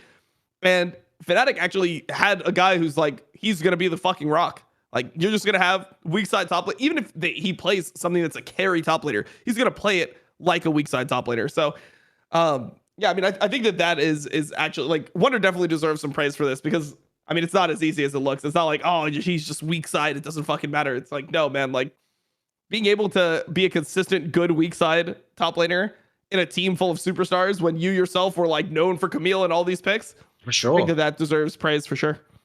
Also, yeah, like as you're talking about as well, like think about that. If it's one thing if you're in like bad form, like in theory you was at some point in the last year or two, but remember this was a guy where if you go back to like the Splice days, he's like the fucking best player. Like this guy, there'd be a world where this guy would be justified in demanding resources or picks. Where but I agree, he just looks like he knows. I mean, by the way, it's also a very smart move. Like look at the rest of your team. Like the rest of your team is the shit. If this team like ever gets together on the same page, you know you're going to win like you did in G2. So it just looks like this guy's willing to do whatever it takes, which is interesting because normally people who come from a carry background, you know, it's like they'll for a while, like I say, if you slump in or you're out of the meta, yeah, then you'll do picks that help the team. But a lot of people, especially ego top laners, like it's easy to get caught in like, well, where's my pick? Or why do I get, or just gank all the time for me in this lane will work or whatever. But that's obviously super greedy, depending on what team you have. Right, what about this then? Because one thing I want to ask about was, right, I've got a real problem with Team Vitality at the moment, Dom. Even though individually, I think people are starting to get their shit together, starting to look a little bit better in the games. This team still just starts so many games just behind, or like the joke is half of why Alfari gets this whole lane fit is because they're always just fucking sat in lane, like they're just sat there just CSing. Like there's something still missing with Vitality for me. Like I'm really worried about them in the playoffs in the sense that like. It's one thing if you really are just like phoning it in. It's like, oh, we'll get together. Like you can say that as much as you like, but like if the games start like this in the playoffs, again, they're going to be a fucking team that's going to be super fragile. I think if they go against a lot of opponents. Definitely, and I think that the way that they talk about like, oh, well, you know, like we'll get it together for playoffs. I feel like that's acceptable for certain players, but the player that I'm not going to be confident with that mentality would be like Lebrov, right? Like I think Lebrov is still the weakest player on the team. And then like LeBron and Selfmade still the whole split, they have not figured out support jungle. No. And they did one thing. There was like one good moment that we saw where, I mean, a lot of people aren't going to catch it in the game, but it was in the Zillion game where they actually roamed Lebrov with Selfmade to Perks' lane, allowed him to push in the wave, and then Perks and Selfmade then went top. Like that is how you're supposed to play. Like support move into mid, into fucking top. Like it's very rare that you actually see people execute that in a game. And it was like, oh man, they're like forcing this guy off the wave. This is going really, really well. And then Selfmade immediately just ran it down in the jungle and like he was just super behind afterwards. So then it just became a shit show immediately. But that was like one moment where I'm like, maybe they figured it out. Like this is actually the move that you're looking for. in the early game. Like you want to be able to transfer pressure from one spot to the other. So like your support recall into like getting your mid push into getting doing something on the map, like using your mid push to either revisit bot or go top. But I can't tell if they actually were like thinking about that or if they kind of just ended up in that situation because Perks had no flash. Right, okay. Well, yeah, because like it could be a thing where it's like, oh, I need help pushing this way because I have no flash. Yeah, so were they consciously playing like support move with jungle into mid into top? Like, were they doing that, or was it just like, oh, like I got no flash, like I need somebody to be here, and they're like, oh, so bummed out if you asked them, and then they were just like, what do you mean? So, no, I just came to mid to help and push it out. Like, what do you mean, Dom? Like, would you be so bummed if they didn't? It was coincidental. I mean, but that's the thing is like, how do you know? I know exactly. And it's not like in the next game they were just suddenly like doing it all over the place, you know? And the other thing that I have an issue with is like when you start doing these new things and then you're not rewarded, like the result is like Selfmade ends up dying and you're just really far behind. It doesn't feel like you don't get the dopamine from doing the right thing. Yes. Where you're just like, I'm going to repeat that. Holy shit. Like we've unlocked the code. It's just kind of like, oh, that kind of sucked. Like why are people raving about like support move to mid? Like that shit. Nothing came out of that. I should have just stayed bot and kept on laning, you know? So we'll see if they actually are able to, cross that, like just get over this hurdle, I guess. And yeah, I mean, pretty much what I opened this talk with was I'm not okay with like the players that are less experienced having this mentality. Like if Perks was running it down in lane phases, you know, and it was like, but like it's Perks, right? Like he'll get it together from playoffs, but I mean, Perks is one of the best players on the team right now. Like, is he the best player on the team right now? It feels like he's the one that's actually like getting the team lead. So I don't know. I feel like I just feel like they just don't have the early game, which is weird. I mean, you would think that if somebody like Selfmade would just get leads and that the other part of it would just come naturally, you know, like it'd be like, oh, Selfmade's just dicking everyone, being Selfmade of season 10, season 9, like he's just super far ahead, and then Perks is able to like funnel him into the victory, be like, okay, so this is how we're gonna use your lead, like we're gonna steer him. But it doesn't actually look like that. It looks like Selfmade is he's just good. He's just a good jungler. He's not been anything super crazy so far. It is weird. The more I watch him play, I think here's how I would characterize it. Right, you know, I said earlier about how if you're a carry, you should know how you want to play. I think he can do that. Like when he has his champions, and especially if he's farmed, he actually can be really sick. Like he'll then look like he actually has a really good decision making, where to go, how to push the game. But the problem is, any game that he doesn't, he looks to me like he just looks like he gets lost in the game. Like I get the vibe that he just doesn't know where to go at times, or he doesn't know should I bother helping this guy? Fuck it, I'll just farm again. Like something about his trigger, I don't think it's as good as you think. The problem is, like I say, the champions that he's really good at make it, they camouflage it. It looks so good. You think, fuck, he's just amazing. This guy. It's like there's a little something missing him as a player. I'm not sure what it is yet. Yeah, and I have to say, it doesn't help, as we're talking about here, that like if you look at it on paper, you have, if not the best, a contender for the best in each of the solo lanes. Like something's a bit off if that's not the team you're looking amazing with, you know. Yeah, I mean, hey, I remember in one of those pop quizzes a while back, Reckless, I think it was last year, Reckless was like, yeah, I think Selfmade is actually the most overrated player in LEC. Kind of looking like it's kind of looking like he's a little bit. I can't lie, it's not a bad call. Yeah. Well, also, I mean, it's just like this is not the meta that Selfmade was super dominant in. Selfmade was really good when you had a lot of farm as a jungler, like when you were really far ahead. Generally speaking, you can play Eve and all these carries, but like I feel like champions like Xin Zhao, champions like Jarvan that are really popular in the meta right now. It's a lot about just like how intelligent you are about the game and like making the correct move at every point rather than just like outplaying people. Like it's more about just, do you know where you need to be on the map? Like, do you know where you need to pressure, where your advantages are? Because you get rewarded a lot for like making the correct map movement, and then if you're just farming, you're normally just falling behind. So it's really hard to judge because like when you watch Selfmade, you want to think that he's just like going to be one of the best junglers in LEC, but when I'm thinking about like how they're going to interact with teams in playoffs, I don't feel like this is a championship team. Like I don't know how you feel about it right now, but it seems like to me like Fnatic is a huge favorite going into playoffs.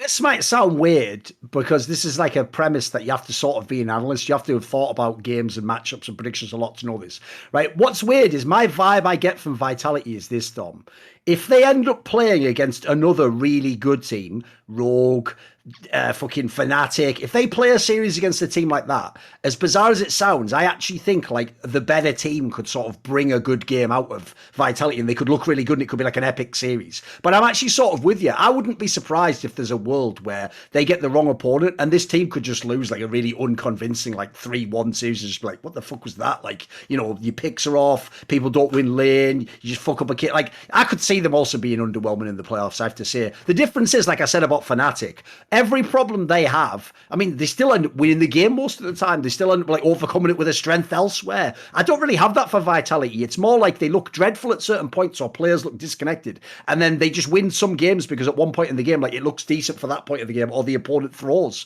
Like I have to say, I think they've got a lot of throws as well, dude, this split. Yeah, definitely. I mean, I think they have some bad matchups. I think it really is dependent on who they play. I think Vitality could beat a Misfits. I think they could beat an XL. I think if they get Fnatic or Rogue, I think they're just losing. I think they just can't beat them. I think maybe they could beat G2, but I don't think they can beat Fnatic or Rogue. I think Rogue is actually a specifically bad matchup for Vitality because it seems like Vitality is more opportunistic in the way that they play the game.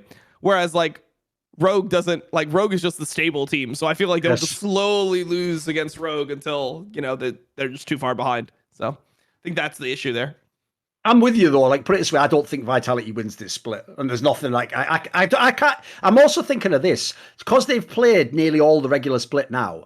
Like, I've seen all the games Vitality's played, dude. I'd be hard pressed to pick 3 games that looked clean. You know what I mean? Like 3. I'd be, you know, that's how questionable these wins are. So, like, I don't know, mate. Yeah, I kind of feel the same thing. I don't see a reason they would win the split right now, and that's even with like this is why it's depressing. Like, Alfari's probably is the best laning top laner right now. Brooks is actually pretty fucking good. He's pretty stable. So if you have those factors nailed already, again, it's like what. Remember, the whole thing they're trying to live off is the potential of the roster on paper, but the other parts just have never got together, mate. They've never fucking come online, seemingly. You know. Yep. Yeah, I mean, we'll see. Maybe the meta will fall into their laps. I know that Gnar is coming back. People are playing Gnar, which is a classic Alfari champion. Hullbreaker Gnar, like he's able to just kind of really abuse the fact that he's better than people. So maybe we'll see more of that, and they can like ride some of these picks to like a higher placing. I just think that overall, I mean, the problem is that like generally what ends up happening in their games, it feels like Perkz has to sacrifice at some point, like his lane in order to keep the game alive.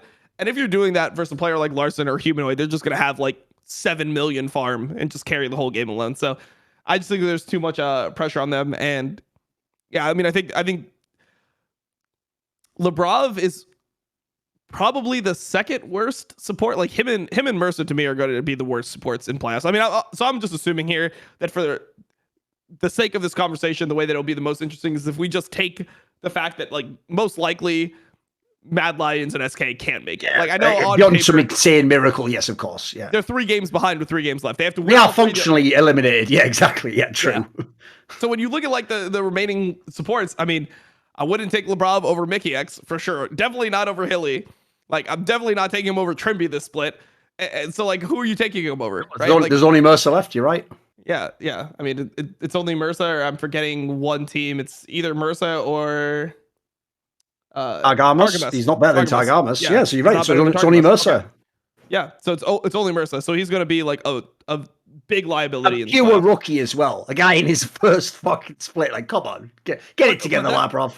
I feel like that's the reason why. Like, I mean, now that we're talking about it, it's giving me a little bit more clarity as to why they potentially might match up well against Misfits. Like, it seems like they have a good matchup versus Misfits. I mean, it's probably the easiest support matchup. Like, you look at the way other people are playing the game. I mean, I think that Trimby has a way clearer idea of how he needs to play to win games. It looks like something really clicked in Trimby's mind, where it feels like he's super like poised throughout the game. He knows exactly what to do, like, and everything that he does has intention, which I think is really, I think it's really important when you're evaluating a player. Like, do they know what they want to do, even if it goes wrong? Like, is there like, do they feel confident in every stage to make a play? Like, are we swapping Herald here? Are we fighting this dragon? Are we not? Like, all of Trimby's champion picks look on point. I just think that, like, somebody like... Dude, He's the player I would use the analogy for. You know, I said earlier how sometimes you need a player who was a captain, a shot called some sort of like a key figure. You need them to leave so someone else can grow.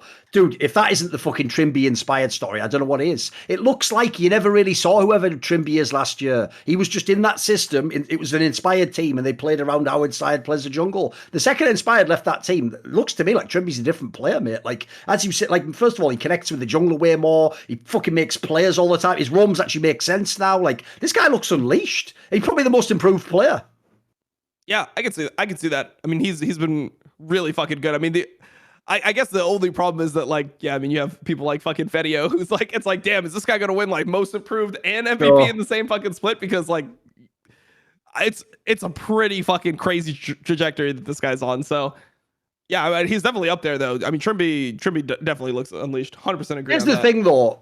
I've got an update for you on the Rogue story. Here's how it goes. I don't actually have a whole segment here. This will be the end of the show. Spoiler, we'll do the outro after we do this little point. But all I have to say about Rogue is this, right? One, first of all, congrats to their coaching staff where they've already again won like a bazillion fucking regular season games. Like, this is just unreal, this trend they're on. And then two, all I wrote down was, yeah, they are just too good, unfortunately. Because here's the problem, right?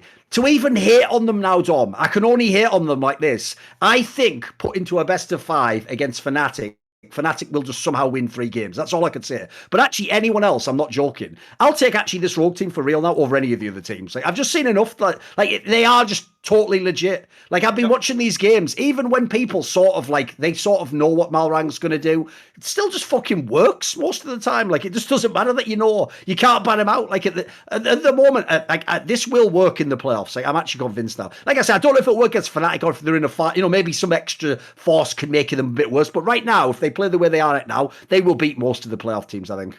Yeah, definitely. And I think that Malrang had a very crucial moment this split where he had that like really egregious week with Lee Sin where it felt like everyone figured him out. And what was really important is like after that, what are people's responses going to be? Is it going to be that Malrang just becomes this massive liability, or is he going to like refocus and just like elevate his game?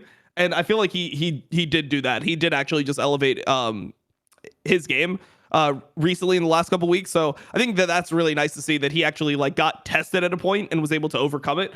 I think that's really important. So yeah, I mean, I think Rogue versus Fnatic probably the most likely final that we get, barring some like fucking Perks Magic or something like that. Before we end, should we do Mad Lions? Should we talk a little bit about Mad Lions? If you have some thoughts, yeah.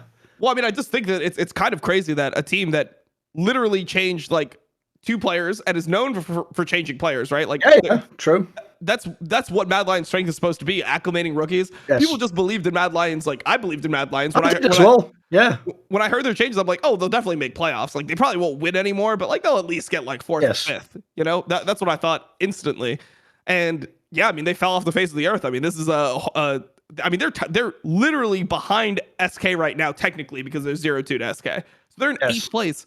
They fell from being the best team to 8th place. I don't think anyone expected there to be this far of a drop off when like Humanoid and Carzzy were removed. So I just kind of wanted to get your thoughts on this team, because I don't think we've seen anything this drastic in LEC in recent years. Oh, and here's the craziest thing. So obviously right now their record is 5-10. Well, they were like 3-2 after week 2, guys.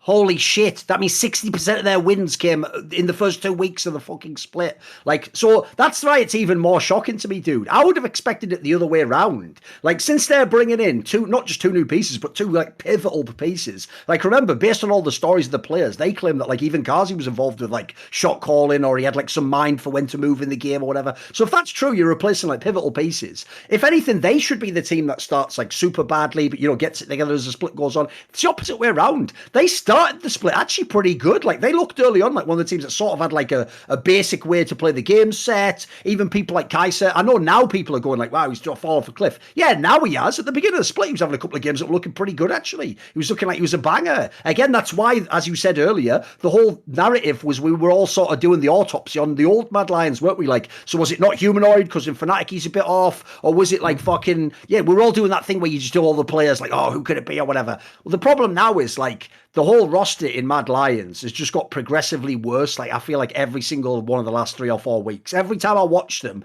everything looks worse, Dom. Like the draft fucking looks worse. They just lose drafts. It feels like sometimes the early game looks like shit, or they have like a half decent early game and then just throw the whole game as hard as possible. Again, I won't do the whole thing I did on the past weeks. Like, I don't hate Enrique as like an individual. I just think he's not a star player, unfortunately. And then probably the most depressing part of all is the best player on their team out of the laners early on was obviously Unforgiven. He was having all those games that were looking clean as fuck with that like really weird champion pool. Even he's had a bunch of games that have just been sort of like, yeah, whatever. Like this whole team's collapsed, mate. It actually makes me a bit worried because, as we say, a lot of this was going to be about like the narrative of the coaching staff and the idea that they're like, you know, working with an idea of the game and bringing in new pieces. Whatever they were going for this split, it's a miss. Sorry, it just didn't work. Wrong players, wrong approach. I speculate at least, you know. Definitely. I mean, I think so. You brought up the 3-2 scoreline. I think the more damning one to me is that they were 5-4 at a point, and then they've lost the last 6 games in a row. Oh yeah, I didn't realize that. That's pretty wild. Yeah, so they haven't won a game in LEC in almost a month. Oh, fucking hell, yes. They have the longest losing streak out of any team in LEC. I mean, even Astralis is picking up way more wins than they are, right? Like if you look at Astralis in the last 3 weeks, what is Astralis? 2-4? No, 3-3. Yeah, you're right. Yeah, Astralis is 3-3. They're 0-6. So it's fucking super rough. In theory, they're the worst team in LEC. It's just obviously like if we did a power ranking, they would be at the bottom of it. Yeah, they would be at the bottom of it with maybe like BDS. I think maybe you could argue, but like, did they lose to BDS? When did they play BDS? I actually don't even know. Maybe they lost to BDS in here. No, they haven't played BDS yet. So I guess they do that during this week. I don't know. I mean, the issue with Mad Lions is like, I feel like they just were way too creative in draft, and then they just lost their identity. Like, I think that when you incorporate new players, and maybe this is wrong. I mean, obviously Mac is a proven coach. Like, he's definitely had an insane career, but at least the way, like, where I didn't agree with it was putting your best engaged player on Kaiser, who is Kaiser, on like 0 Leona the entire split. Like, this was this guy's champion, and then like when you don't have that baseline, it just feels like he's doing too much. Like, you don't really know what this guy is going to provide to the team. And I also suspect that he's gotten worse at engaging because he just hasn't done it that much. Like he's playing the Pyke one game, he's playing Yumi, he's playing all these random champions. But I want to see him just be himself. Like, I just want to see the best Kaiser, the best version of Kaiser to me, which is Nautilus Leona. Like, you got the engage from Kaiser, you got Elyoya following him around. Kaiser's able to like find kills all over the map, and you play off that. But I mean, Mad Lions, I mean, like, look, like the most critical game was the one versus XL, like this game they had versus XL. And like, what did they even end up with in the draft? Like, it looked so difficult to play. It's like, wait, you guys are playing like Ari Pyke? Like, you guys are an Ari Pyke team. This is your biggest match, and this is what you decided to play. Like, if they lose this match, like, I mean, they're pretty much, they're 2 games behind XL, and then I believe they're like they're either 0-2 or 1-1 with XL. But they're in a really rough spot to make playoffs at that point. It's very, very difficult. They would have been 1-1 with XL, they're 1-1 with XL at that point.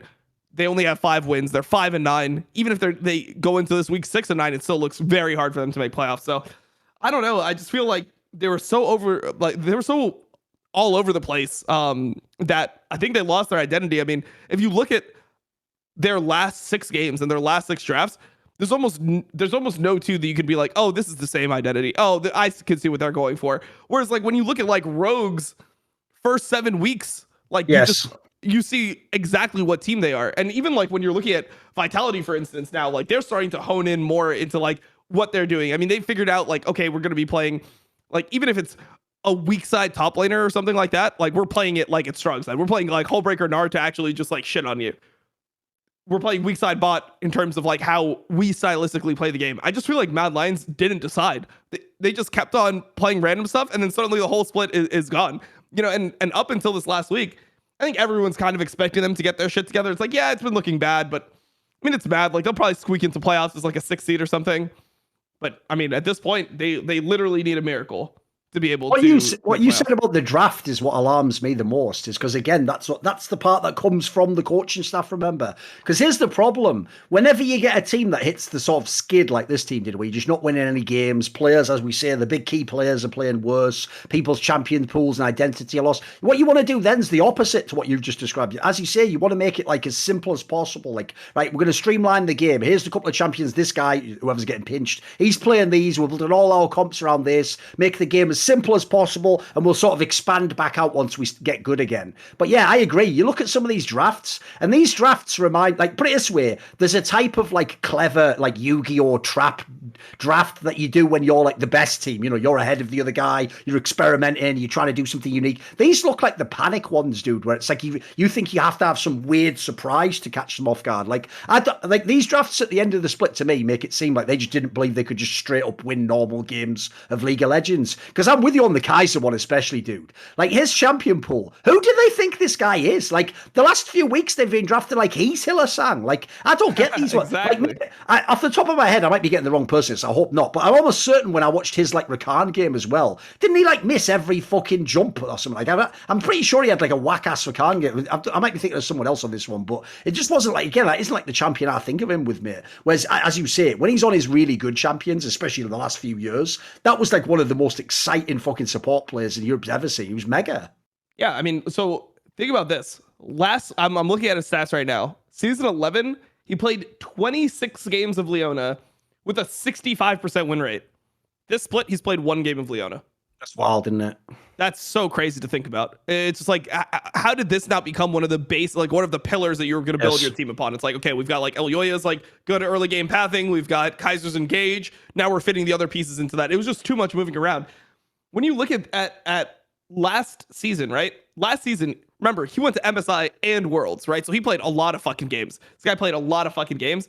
And like one of the games you can throw out immediately, which is the Nocturne game, which was like the role swap game where he was like at the end of the season, that he played in like spring, I believe, where they were 100% like into playoffs no matter what. So he just played like a random game. He's played, let's see, 1, 2, 3, 4, 5, 6, 7, 8, 9, 10, 11, 12, 13. He played 13 unique champions over all of last year, over a total of 92 different games, right? This season, he's played 8 different champions in the first 15 games. That is crazy. That is an you know what that makes me think of, dude? I made this point on a past episode, but one thing I sometimes hate in teams is when people essentially like have a player or something's wrong with the team structure and you just use one of your better players as the band-aid. Like he sort of says like, oh, I can like either like, you know, you can play away from my lane or I can take this pick to help the comp. Like that's what I wonder if they've done here, because I'm with you. Like if you look at it, it doesn't like same thing. If you look at the last weeks that they've played, aside from like doubling up on Nautilus, he's played something mental like 8 different champions out of the last 9 games or something mental. It's like, what are these picks? Especially because if you notice in draft at the moment, Dom, like people are like holding the support pick sometimes to do like a fucking counter pick or whatever. So I don't know what they do. This almost makes it seem like I say, they're just doing different drafts every week, and so he has to just accommodate and play a new champion. This can't make sense, surely. Yeah, I mean, he doesn't look super comfortable. I mean, you saw that Pyke performance, and it's like, why are you playing Pyke? Like, why? I know, why do you it's need just to play not a Pyke? Kaiser champion, is it? Meanwhile, you think about this. Dude, it was only the next day that you had the Hiller-sang game on Pyke where he pulled off like all the perfect combos and just made it look like he was doing like the tutorial or something, didn't he? Like all those insane fucking plays. Yeah. I mean, it's rough. It's rough. I mean, look, we can't know we're on the outside, and obviously we're giving them more credit because it is Mad Lions, yes, right? That's true. If this was Vitality, for example, we'd probably just be shitting all over the coaching staff. But like, I mean, they definitely deserve like credit for being good coaches. I just think that they were like a little bit they're too much of the mad scientists here. They needed to, you know, come back to earth and, you know, just draft some standard drafts, just some Leona, you know, just let some Leonas in Zhao, that type of shit. Just win the game like that. So I'll just say what Monty always says, but I agree with it. It's like, you weren't going to get away with it 3 times in a row. You're not just going to keep letting the best players from your team, or not always the best, like obviously the first time wasn't the best players, but you're not going to let the best players from your team, the entire league, go and then keep dipping in the RLs and every time get a winner. Like you're going to have some like this where it's just like, meh, he's just all right, you know, or he's not that good even for a split. Like that's the other thing. people won't understand. We're not hating on the coaching staff in this sense. Like, they don't have a humanoid in the team right now, so you can't do humanoid things. They don't have. I don't even really know what the Kazi angle is, because I guess, to be fair, like, here's the one angle I'll actually say is an upside. I do feel like I actually do think Unforgiven has a future in the team. I feel like this first flip was fine from him. He was good early on. He dropped off a bit afterwards. He's a player I feel like you can build around for the future, though. That's a positive I can take from this split. Yeah, I mean, I think the main thing here is going to be like, what is their like, how much are they going to be confident in their lineup and use it as like a split to like build on and go into summer split with the same roster, or do they just go the Niski angle? Do they just buy out somebody like Niski, who's like, you're going to plug and play and he's instantly going to be like significantly better than Reeker? Yeah, am I missing something? Because this is what I really don't get. Doesn't Niski even seem like he would be like a really good humanoid light from what they'd want? Like, it seems like he just fit the team instantly, wouldn't he? For what they're missing. Yep. You know what I mean? Like, it seems obvious to me. Like, yeah, that's why actually it's a good point you bring up, because here's the issue, Dom. I feel like if you look at the history of their org, they actually go with the former and they just keep Reeker and they believe, like, you know, he's got his experience and now we're going to work like that. But if it was me or you, I think I'd just be cynical and say, I want to go to Worlds. So I would just pick up Niski tomorrow, basically, you know? Yeah. I mean, I think he's proven himself. But yeah, I mean, so another thing I checked while we were talking about this was Elyoya's champion pool, because I was like, damn, this guy, I feel like, is on a different champion every game. 8 unique picks in the first 15 games. And none of them are Xin Zhao. And I'm missing this dude. If I was him, I would be spamming every game Xin Zhao and Diana. Every game they let it me pick up Lee Sin. These would be all my picks. I would make you force me. I'd be Marcoon. You'd have to force me off these picks. Like, I agree. I don't know why he's done some of the picks he's done this split, dude. Seems like he's lost his identity as a player as well. Something's happened to that guy. You know? I mean, I think it's the adversity, you know, like when you start losing, how do you deal with that? And I mean, if you think about like how Elyoya's been tested to this point, yes, like it's different when you get tested and you're winning and you like, you know, it's almost like you have nothing to lose. Like when Elyoya is a rookie and he's going into these finals, like even if he loses one of these finals, it's not like people will be like, the results are both good for him. It's like, oh, like either he's like the fucking god, he's like, holy shit, where did this jungler come from? Or he's like extremely fucking good in the community's eyes, and it's like, oh, he has a ton of potential to be like a champion soon. You know, it's not the same pressure as like when you start losing. It's like, oh wait, you might like not make, like maybe you're just shit. Like maybe you're just fully carried by humanoid. Like listen to the conversations that that people are having in the community. You know, it's like people are so much lower than so much lower on him than they were previously, that's gotta affect your mentality too. But yeah, I mean, it's so weird to think about the way Mad Lions started this split. Think about the first game they played, first Vitality. Perks running it down on Akshan.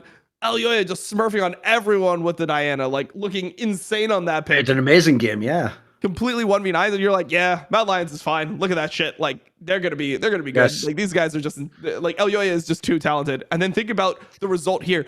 After that game, they went 4-10. They went 4-10. They're losing like almost every game. They're like BDS level after that game. That is such a crazy turnaround. It's almost inconceivable. I have one last take on this team that we have to say. This is the last thing, and then we'll wrap the show. Right? Here's the thing, Dom. I actually do. The more things I watch with Armut that isn't in the game, like when he does those like pop quizzes or whatever, he does have mad charisma. I'll admit it. Like even though I know what he's doing, essentially, like it just works. Like he is a really lovable guy. Like he does like have swag. He does actually like, even when he say like the joke on those pop quiz things, even if he gets it all wrong, he does it in a way that's entertaining, right? You don't just think, well, you just go, just a unique, eccentric guy. Armut. But here's the problem, dude. That storyline is going to be so soured by the way this split has gone, though, because like, you know, he got so much of like a fucking get out of jail free card early in the split because people were like, well, it's Armut, you know, he's going to fuck around in the regular split, but then he's going to be money in the playoffs. Like, dude, I actually think if you look at the totality of the split, he's had some fucking dreadful games, mate. He's just looked shit at times. Just like it's like that whole angle of like, you know, he's sort of mailing it in, but there is no playoffs. Like, it's just a bad split. That's all. Unfortunately, guys, maybe there was a world where he would have picked it up if they'd made it, but now it's over. Beyond the miracle that could happen, obviously, but like, effectively, he just had a bad split. And so, again, there's another player where I look to the future of the team. I'm like, listen, mate, you're a good player, but you can't play that ever again. We can't have another split like this. You're like, we have to. Something's wrong with it. Like, essentially, because the mid lane was never that good, and then the bot lane's fallen off. Essentially, the team just looks like it's fallen apart. Like who's supposed to be good in this squad? Like, Armut's role doesn't fit anymore for what they've got in the rest of the personnel. If you know what I mean. Yeah, I mean, it's weird. And then also, like, think about in their most crucial game versus XL, they're early picking an Aatrox for Armut. Oh, that's death, mate. I can't handle these Aatrox picks in general. I don't know why it's come back in the meta. I don't get it, mate. I mean, it got a small buff. So, I mean, people, like, when they see a small buff and, like, Aatrox being a top laner that everyone's played a million games on at this point, I mean, I think that's, like, just the reasoning. But, like, you're early picking Aatrox into the Kled, and then the solo kill from Kled. I mean, how much did that one play ruin the game? Not only did that wasn't the end of the game. The joke is, like, that's where, like, you could pause it, Cage will start and be like, game's over. And you'd be right. It actually is what ruined it all. Yeah. Oh, 100%. He dies there, right? And then Kled still has TP. Kled immediately bases TP's bot and just kills the rest of his team that's, like, doing a dive. I mean, it was ruined pretty hard by Armut, but yeah, we'll see. We'll see if they're able to get it together. I think it's just I mean, the problem with this is that it ends up being a wasted split. You know, like, if they were, I feel like there was definitely points where if they were less confident in being able to make playoffs, and they felt like earlier in the split, the sense of urgency, and they honed in their pools and just went, like, and took some easy wins, I think they could have probably got so much more out of this, because at this point, it's like, what, you get 3 more stage games, and then you get a 3-month vacation where you're just going to be, what, taking a month off and then scrimming some ERL teams or something. It's not going to be as productive as it could have been. Right, well, speaking of being productive, we finished producing our product that you, the fan of us, consume by clicking this YouTube link. So if you've enjoyed the super team, that is me and Dom doing the analysis, come back for the super week next week. I don't know why I mean come back. All you do is click the video once available. It's not even a live show, but that's the end.